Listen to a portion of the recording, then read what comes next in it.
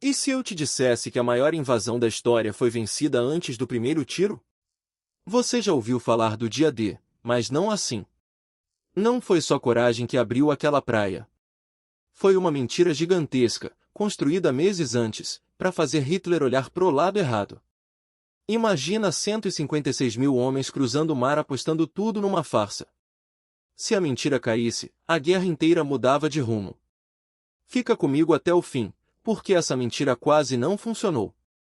Você quer entender o tamanho real dessa mentira? Veja os números oficiais do Comando Aliado. Mais de 150 mil soldados cruzaram o Canal da Mancha num único amanhecer, como a população inteira de uma cidade média entrando no mar. Quase 7 mil embarcações navegaram juntas, mais navios do que boa parte dos países tem hoje. Mais de 11 mil aviões cortaram o céu, um decolando a cada poucos segundos. Essa operação tinha um nome de código, Overlord. Dentro dela existia outra operação, menor e muito mais decisiva. Eram 3 camadas de engano. A última, quase ninguém conta.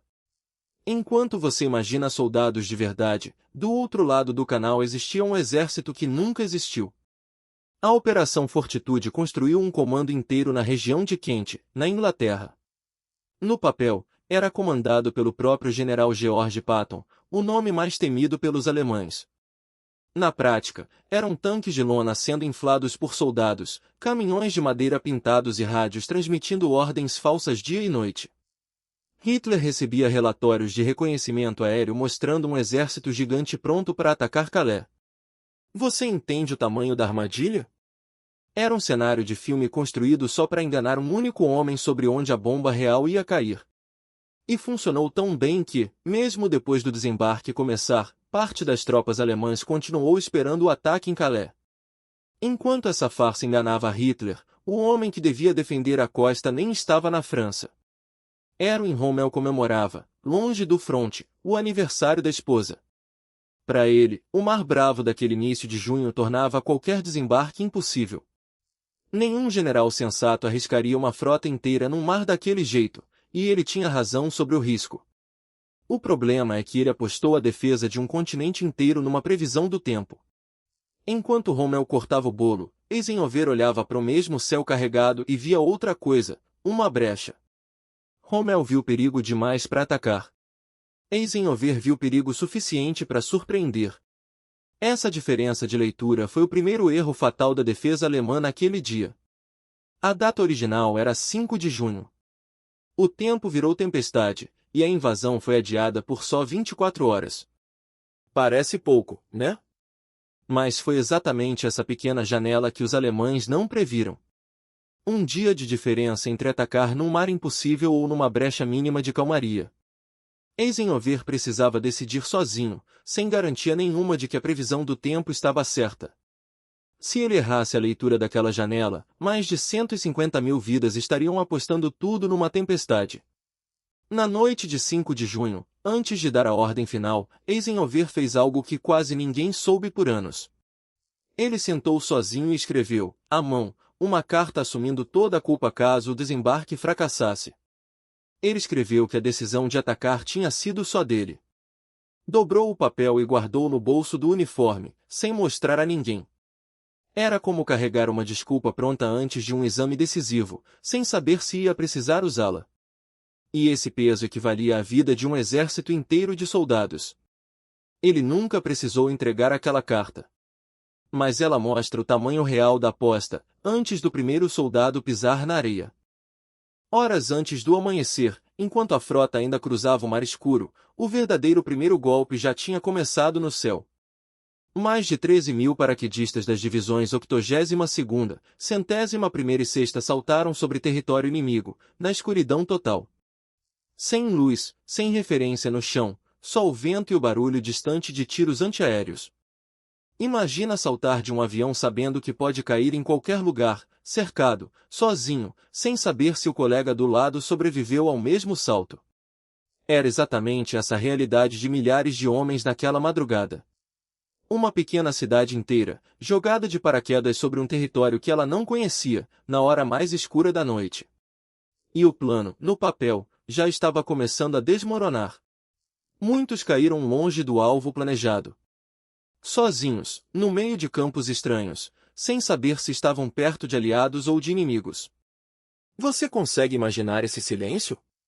Nenhum comandante gritando ordem, nenhum pelotão inteiro por perto, só o som da própria respiração no escuro. Alguns ficaram horas procurando qualquer sinal de outro uniforme aliado. E enquanto isso, debaixo da água, uma armadilha ainda pior esperava por eles. Os alemães tinham inundado de propósito os campos daquela região, sabendo que paraquedistas cairiam ali. A água estava escura, funda em partes, coberta de vegetação que escondia o fundo real. Soldados carregando 40 quilos de equipamento afundaram antes de conseguir se livrar do próprio paraquedas. Não foi bala alemã que matou muitos deles. Foi peso, escuridão e água quieta, num campo que parecia raso e não era. Você entende agora por que os livros chamam essas horas de as mais brutais da operação inteira? E enquanto isso acontecia no escuro, no horizonte do mar algo começava a aparecer, grande demais para qualquer alemão acreditar no que estava vendo. O que apareceu no horizonte não era um exército. Era uma cidade inteira flutuando sobre o mar. Nenhum soldado alemão nas casamatas conseguia acreditar no que os binóculos mostravam. Quase 7.000 embarcações cobriam a água até onde a vista alcançava, mais navios do que a frota naval de muitos países hoje. Imagine acordar de guarda e ver o oceano virar aço e bandeira. A Operação Overlord atacaria 5 praias diferentes, ao longo de quase 80 quilômetros de costa, quase a distância entre duas capitais próximas. Tudo isso caiu sobre a Normandia no mesmo amanhecer. Por um instante, parecia que a guerra já tinha acabado antes de começar. Mas aquela força bruta escondia uma fragilidade que ninguém tinha previsto direito. Em Omaha Beach, a maré chegou errada e os bombardeios navais erraram o alvo por centenas de metros. Os bunkers alemães, intactos, abriram fogo direto sobre a 1ª e a 29ª Divisão dos Estados Unidos, presos entre a água e a areia. Imagine sair do barco com todo o equipamento nas costas e ver o companheiro ao lado cair antes de tocar o chão seco. Estima-se entre 2.000 e 2.400 baixas só naquela faixa de praia, quase o público de um show médio, atingido em poucos minutos. Os tanques de apoio afundaram no mar, e os oficiais mais experientes morreram nas primeiras ondas. A chegada organizada virou um amontoado de corpos sob fogo cruzado. Foi ali, em Omaha, que o plano inteiro esteve perto de morrer. Não pela força do exército alemão, mas pelo caos criado pela própria operação aliada. Quantas batalhas históricas quase viraram derrota por um detalhe pequeno? Essa foi uma delas. Por minutos que pareceram intermináveis, ninguém avançava, ninguém recuava, e aquele desembarque gigantesco ficou paralisado numa faixa estreita de areia ensanguentada. Sem oficiais vivos por perto, sem ordens claras por rádio, pequenos grupos de soldados começaram a se mover por conta própria. Um sargento aqui, um cabo lá, juntando quem sobrou e decidindo que ficar parado era o mesmo que morrer. Rastejaram entre os corpos dos companheiros, encontraram brechas nas dunas que ninguém tinha mapeado, e subiram metro por metro até as primeiras trincheiras alemãs. Não foi um general que virou o jogo em Omaha. Foram homens sem nome nos livros, tomando decisões que nenhum plano previa. Em poucas horas, a praia mais sangrenta do dia D deixou de ser armadilha e virou, aos poucos, conquista. No fim daquele dia, os aliados tinham conseguido o que parecia impossível pela manhã, uma cabeça de praia em cada uma das 5 praias código. Utah, Omaha, Gold, Juno e Sword, todas nas mãos aliadas antes do anoitecer. O preço foi alto. Estima-se cerca de 10.000 baixas aliadas, o equivalente à lotação de um estádio médio, ferido ou morto em poucas horas.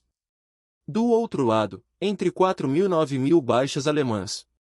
Você olha esses números e eles parecem abstratos, até lembrar que cada um era um nome, uma família esperando carta, um rosto numa foto guardada em algum bolso. A vitória tinha vindo. Mas ela não chegou barata, e ninguém que esteve naquela areia saiu de lá sem carregar alguma coisa pro resto da vida. A maioria daqueles homens tinha pouco mais de 20 anos. A idade de um universitário hoje, prestes a se formar, decidindo entre uma festa e um estágio. Em vez disso, passaram a manhã decidindo entre avançar sob fogo ou morrer parados na areia. Você já imaginou o que estaria fazendo com essa idade, se tivesse nascido numa outra década, num outro continente, numa manhã completamente diferente da sua? Dias depois do desembarque, engenheiros britânicos rebocaram pelo mar duas estruturas gigantes de concreto, os portos artificiais chamados Mulberry.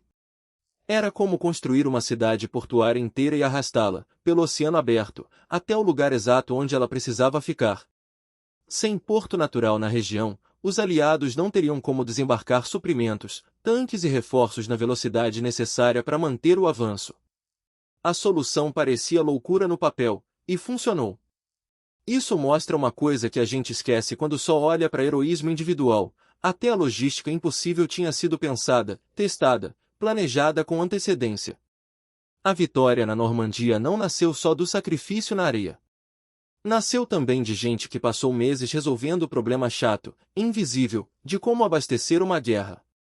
Aqui está a verdade que os livros escolares não contam direito. Hitler não foi pego totalmente de surpresa. Ele esperava uma invasão, só apostou no lugar errado.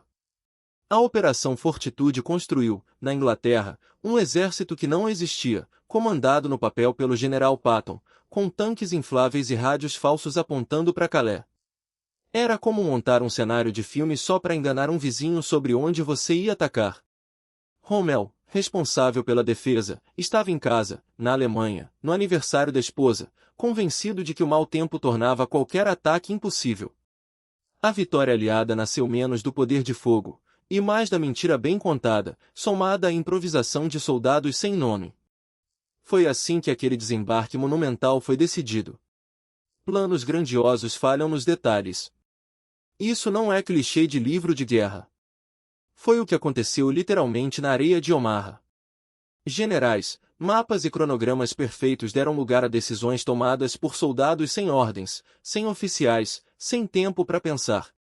Você talvez nunca vá enfrentar uma praia sob fogo de metralhadora. Mas provavelmente já enfrentou um momento em que o plano ruiu. E a única saída foi decidir sozinho, no calor da hora, sem esperar ninguém te dizer o que fazer. A bandeira que subiu naquela praia, no fim do dia 6 de junho de 1944, não representava um plano perfeito. Representava milhares de decisões pequenas, tomadas por gente comum que decidiu agir mesmo sem garantia nenhuma. Essa história te faz pensar em como pequenas decisões mudam o rumo de tudo. E existe outra operação secreta, quase esquecida, que quase mudou o resultado da guerra de um jeito completamente diferente.